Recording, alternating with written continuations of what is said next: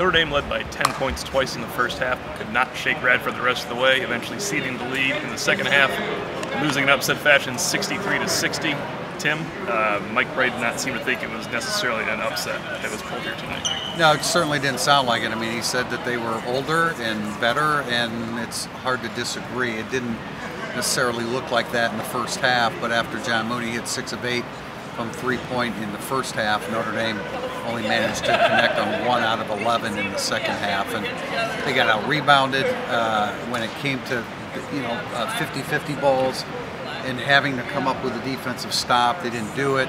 They didn't give up a ton of offensive rebounds, but the ones that they did give up really hurt them.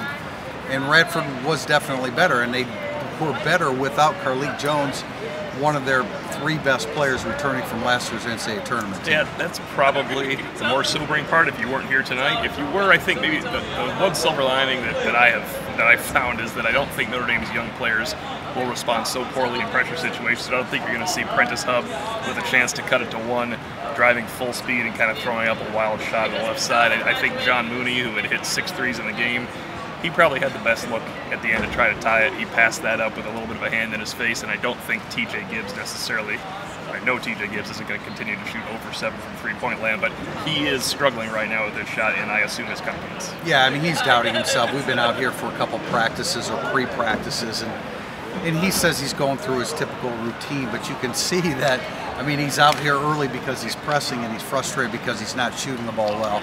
He didn't shoot it well again tonight, and as I mentioned, the rebounding, they don't have a lot of answers there.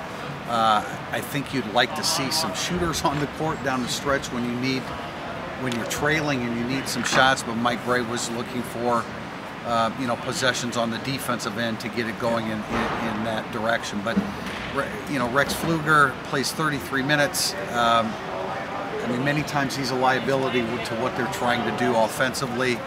Nate Laszewski didn't contribute like he has been.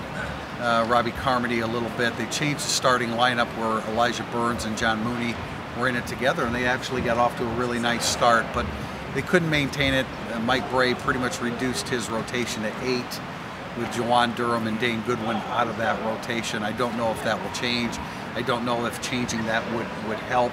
It's probably the right starting combination, at least it was tonight.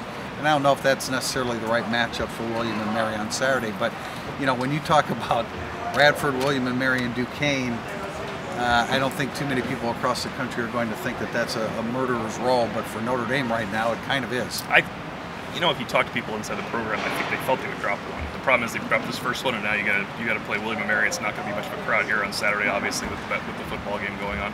Coming back for Duquesne, these are pretty good teams, but teams a Notre Dame contender in the ACC or a NCAA tournament Notre Dame team would put away with some veteran play. They just lack the offensive flow that is the trademark of Mike Bray's team, and it's going to be tough to find until they settle on an 8-man rotation, and it might still be tough to find among those 8 guys. Yeah, and right now mentally, they don't have any belief and confidence in themselves. I mean, you can say that you're young, but Pfluger and Gibbs and Mooney all played into the mid-30s minutes, Gibbs closer to 40. And I know it's a different role for John Mooney, but John Mooney's a junior, and he hit the 6 3-pointers in the first half and then wasn't effective in the second half.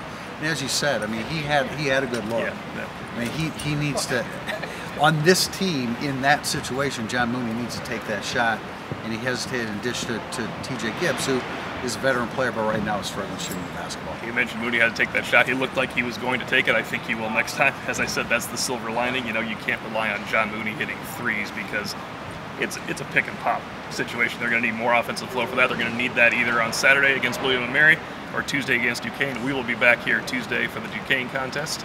From Purcell Pavilion, Radford 63, Notre Dame 60.